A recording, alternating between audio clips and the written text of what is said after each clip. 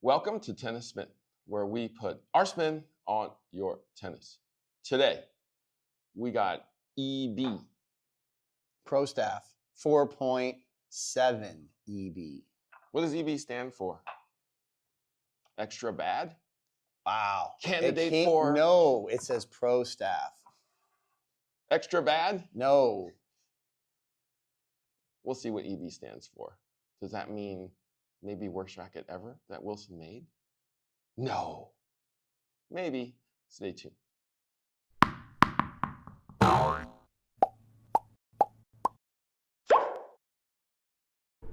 Sky, great playing today, man. Thanks. Good hitting. Oh, thank you. My arm doesn't feel right. Uh-oh. Interesting. I got something. Hang on.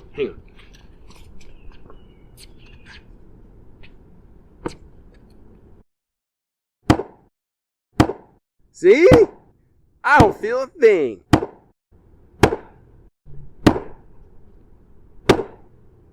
Wow. My arm doesn't feel a thing. Feels great. See? I told you. All right, Harry. One more shot. I'm going to go real big.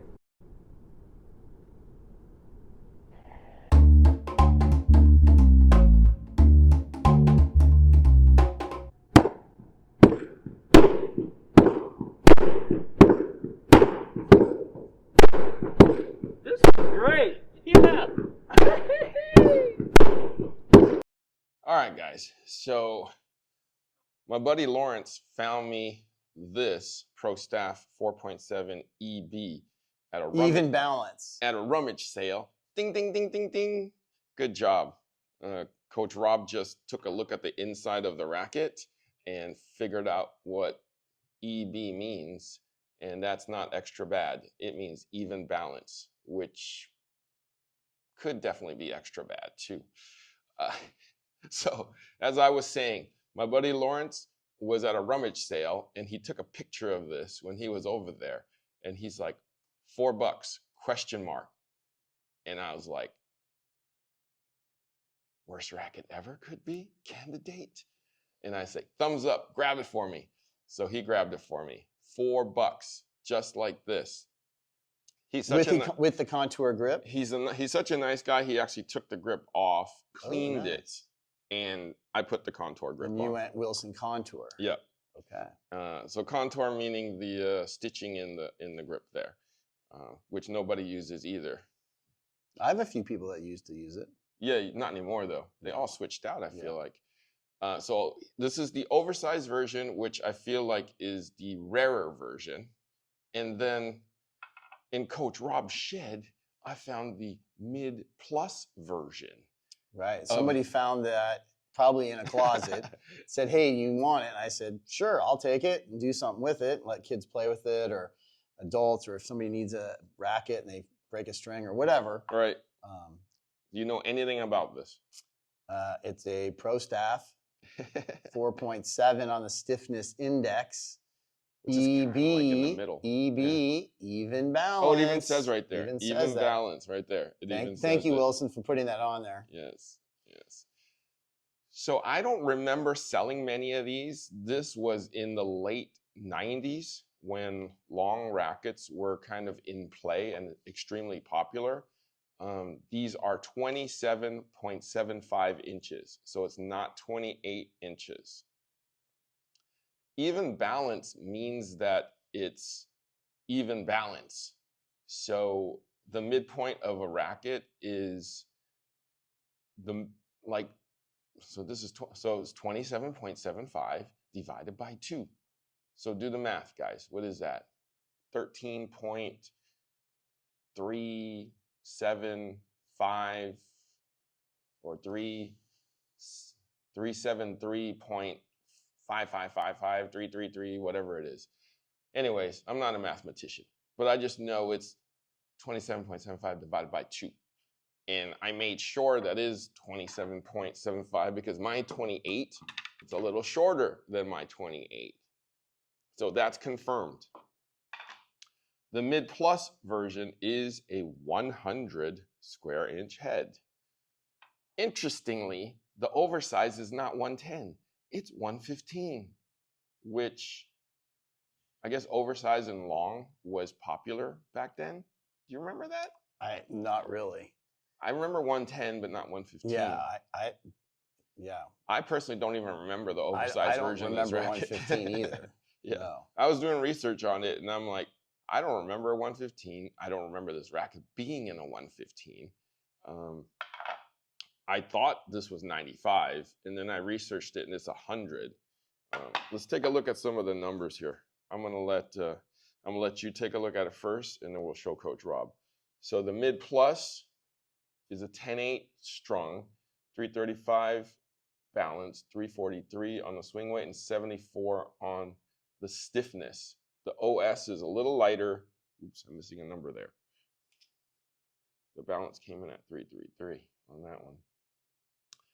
339 and 71 on that stiffness. Coach Rob is hiding behind the numbers here.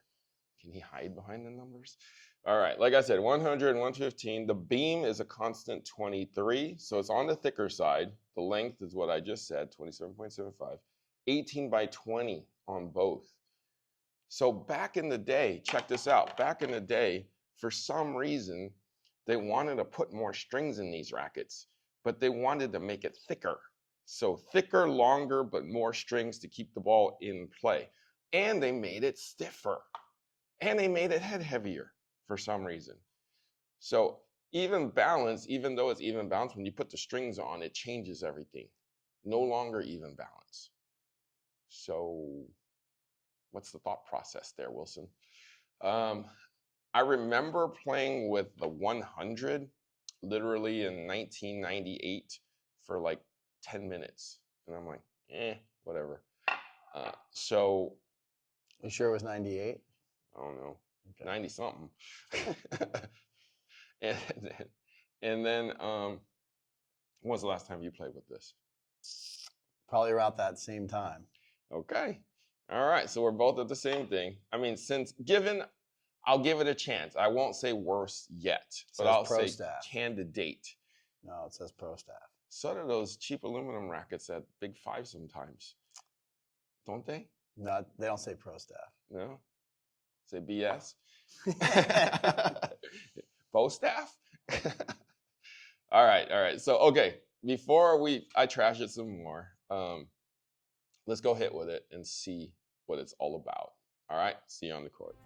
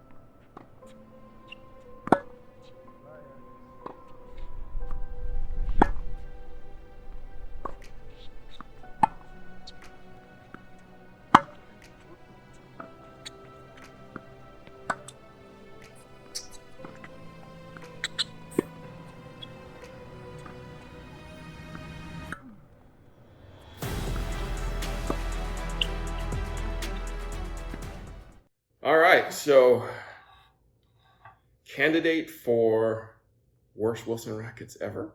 Worst pro staff ever? No. All right, Mr. Wilson here just told you. These rackets actually weren't bad at all. Even balance. Yes. The EB. Yes, not extra bad. Right. Michael Jackson. We started with the 100. What did you think of that 100? It was, besides the grip being too small, felt all right. Mm-hmm. You know, I don't like extended length rackets, but that was okay. You hit well with it, actually. Yeah, you I mean, every shot you hit's pretty solid, but I mean, gaining an extra 3/4 of an inch sometimes will throw people off.